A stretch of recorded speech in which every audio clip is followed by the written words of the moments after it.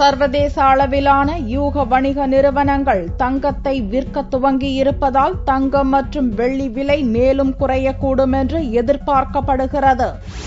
Cyprus, Italy போன்ற நாடுகள் நிதி நெருக்கடியால் தங்கள் கைவசமுள்ள தங்கத்தை விற்க கடந்த ஏப்ரல் மாதம் முடிவு செய்ததால் சர்வதேச சந்தையில் தங்கத்தின் விலையில் அதிரடி சரிவு ஏற்பட்டது. இதனால் 23,000 ரூபாயை தாண்டிய ஒரு சவரன் தங்கத்தின் விலை 20,000க்கு குறைந்தது.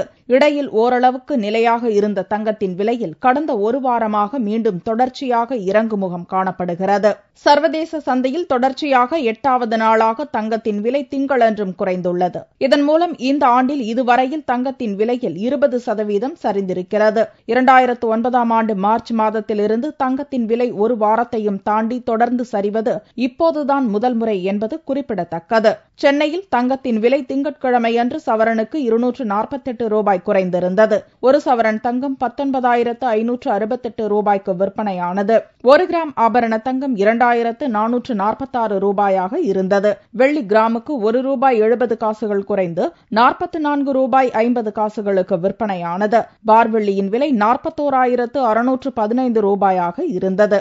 அமெரிக்காவில் பொருளாதாரத்தை எளிமைப்படுத்தும் நடவடிக்கைகளை அந்நாட்டு ரிசர்வ் வங்கி திரும்ப பெறக்கூடும் என்ற அச்சத்தால் தங்கத்தின் மீதான முதலீடு சரிந்துள்ளது. இதனால் தங்கத்தின் விலை மேலும் குறையும் என எதிர்பார்க்கப்படுகிறது. அதேபோல ஹெட்ஜ் நிதியம் மற்றும் யூக வர்த்தக நிறுவனங்கள் தங்களது தங்கத்தை விற்க துவங்கி இருப்பதாலும் தங்கத்தை அடிப்படையாக கொண்டு செயல்படும் உலகின் மிகப்பெரிய நிதியமான SPDR கோல்ட் டிரஸ்டின் பங்குகள் மிகப்பெரிய அளவுக்கு சரிவு கண்டிருப்பதாலும் தங்கத்தின் விலை மேலும் வீழ்ச்சியடையும் என்று எதிர்பார்க்கப்படுகிறது. தங்கத்தை போலவே வெள்ளியின் விலையும் தொடர் சரிவை கண்டு வருகிறது. 2010ஆம் ஆண்டு செப்டம்பர் மாதத்திலிருந்து வெள்ளியின் விலை இந்த அளவுக்கு குறைவது இப்போதுதான் முதல் முறை என்பது குறிப்பிடத்தக்கது. இந்த ஆண்டில் மட்டும் வெள்ளியின் விலை 30% வீழ்ச்சி கண்டுள்ளது.